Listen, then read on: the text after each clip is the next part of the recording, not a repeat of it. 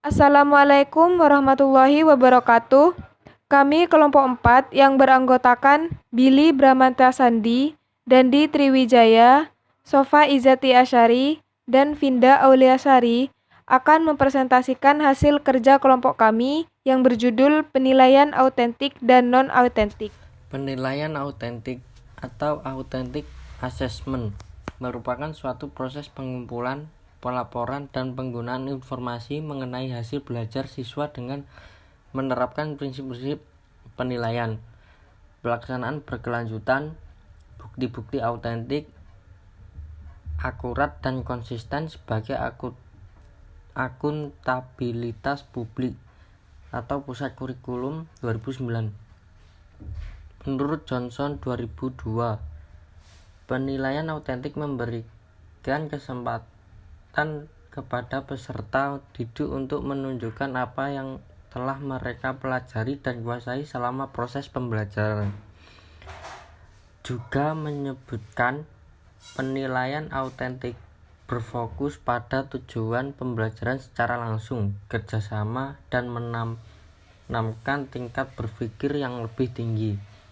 Penilaian autentik sendiri merupakan penilaian di mana peserta didik diminta untuk berpikir dan menjawab pertanyaan dengan tanpa adanya jawaban pasti.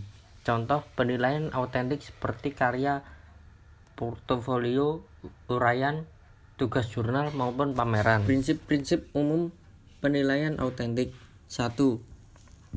Proses penilaian sebagai bagian yang tak terpisahkan dari proses pembelajaran.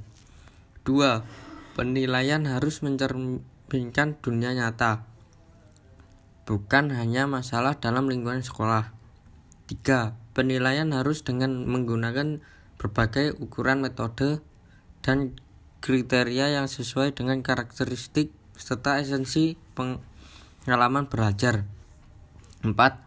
Penilaian harus bersifat holistik dan mencakup semua aspek dari tujuan pembelajaran atau kognitif, afektif, dan psikomotor.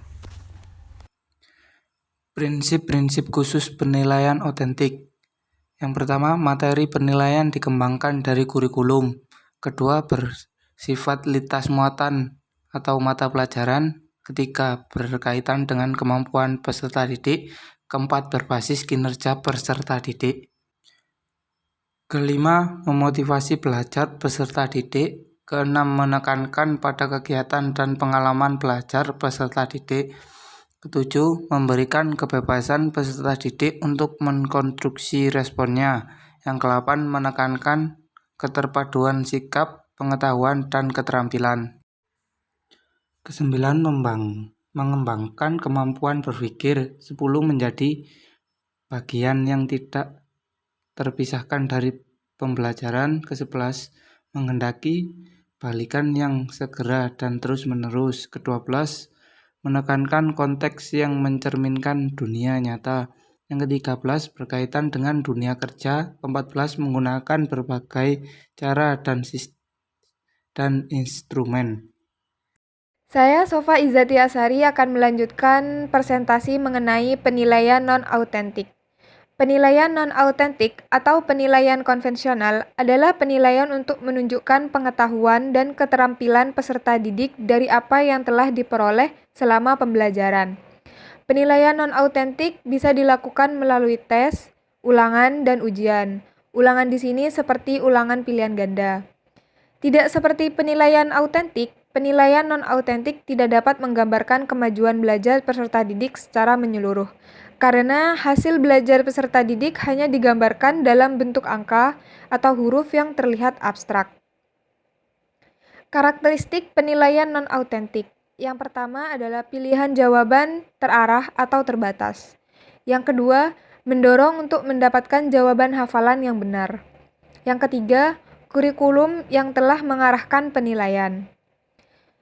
Yang keempat, ditekankan untuk pengembangan pengetahuan. Yang kelima, memberikan gambaran sementara tentang pengetahuan peserta didik. Dan yang terakhir adalah penekanan pada kompetensi. Presentasi selanjutnya akan dilanjutkan oleh teman saya. Terima kasih.